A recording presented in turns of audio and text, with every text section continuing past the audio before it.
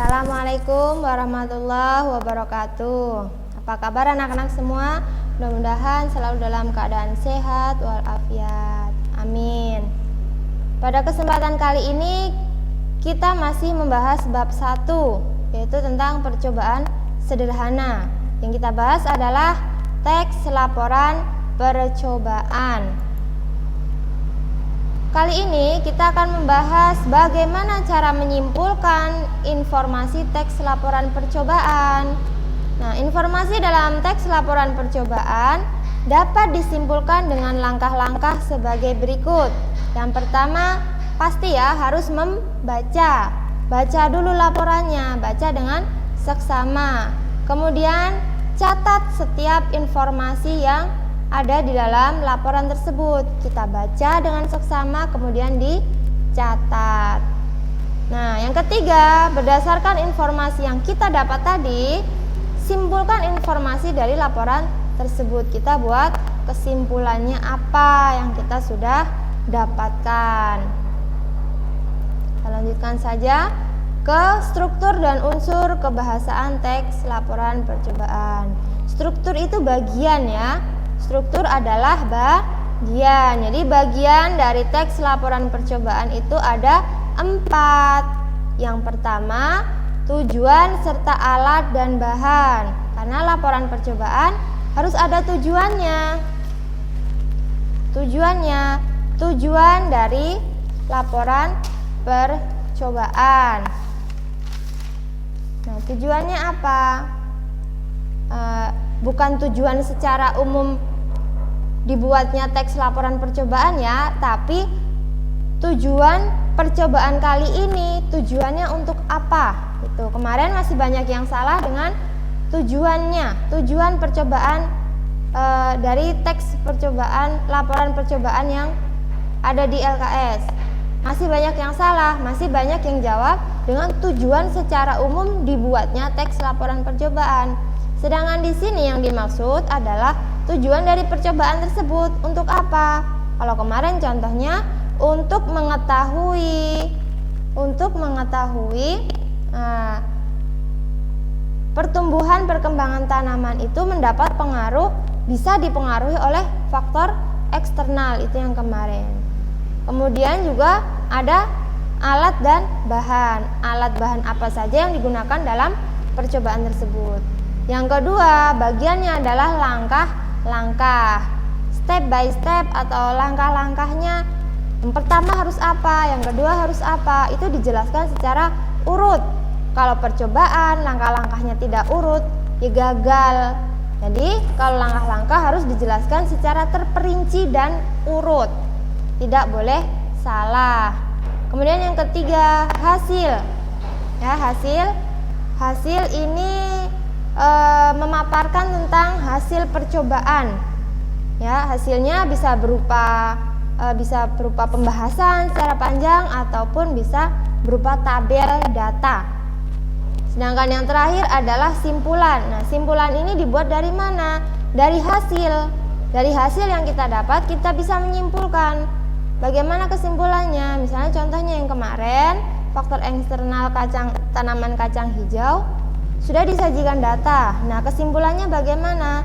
Ternyata faktor eksternal itu juga bisa mempengaruhi pertumbuhan dari tanaman kacang hijau. Itu kesimpulannya. Nah, struktur teks laporan percobaan ini pada dasarnya sama seperti teks prosedur.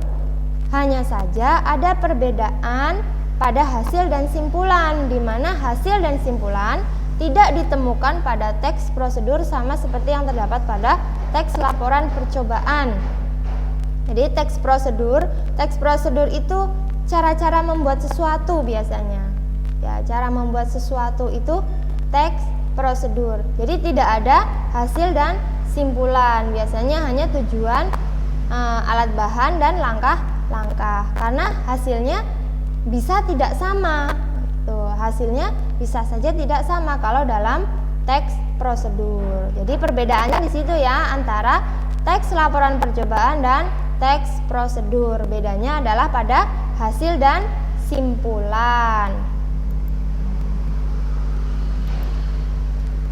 lanjutkan dengan masih menelaah struktur. Sekarang unsur kebahasaan.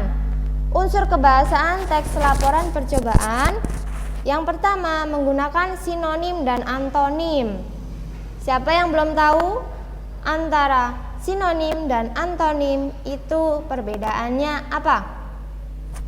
Nah, sinonim sering kita sebut persamaan kata, ya, sering kita sebut persamaan kata, itu sinonim. Biasanya dalam percobaan sinonim yang digunakan misalnya kata takaran.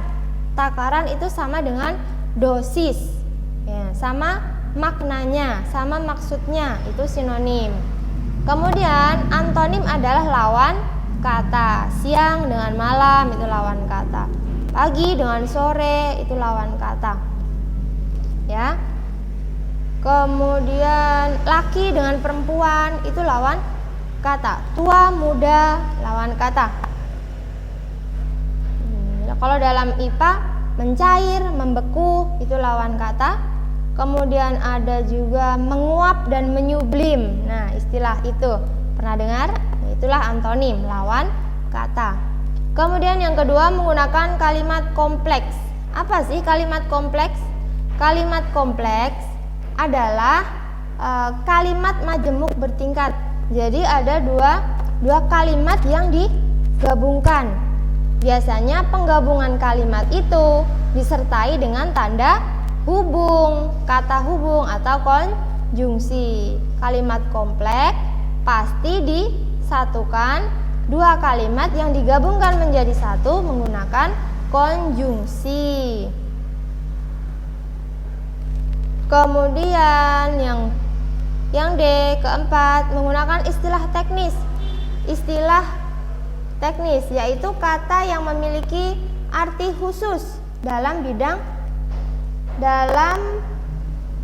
keahlian tertentu. Jadi dalam bidang keahlian tertentu memiliki istilah-istilah tersendiri. Misalnya dalam matematika ada istilah algoritma, ya kan? Algoritma itu hanya ada dalam istilah matematika, itu namanya istilah khusus. Kemudian ada istilah yang namanya dalam pelajaran PKN, PPKN misalnya ada istilah pluralisme. Nah, itu biasanya itu termasuk istilah teknis dalam istilah kewarganegaraan. Itu istilah ya. Kemudian yang E, selanjutnya menggunakan kalimat perintah. Kalimat perintah ini digunakan dalam langkah-langkah. Biasanya dalam langkah-langkah selalu menggunakan kalimat perintah. Sediakan 4 wadah. Kemudian tuangkan cairan ke dalam wadah. Ambillah, tutuplah, itu kalimat perintah, ya. Yang terakhir menggunakan kata bilangan. Kata bilangan bisa ke 1, ke 2, ke 3 ataupun semua, tiap-tiap, masing-masing. Nah, itu kata bilangan. Itu saja ya. Semoga dapat dipahami, dan ini tugasnya adalah mengerjakan soal penilaian harian halaman 8. Jawaban sama seperti kemarin, langsung diketik di HP, langsung ibu bisa koreksi. Jadi langsung dikoreksi, nanti ketahuan hasilnya. Ya, terima kasih semuanya sudah menyimak. Mohon maaf apabila ada kesalahan. Banyak kurang lebihnya mohon maaf. Wassalamualaikum warahmatullahi wabarakatuh.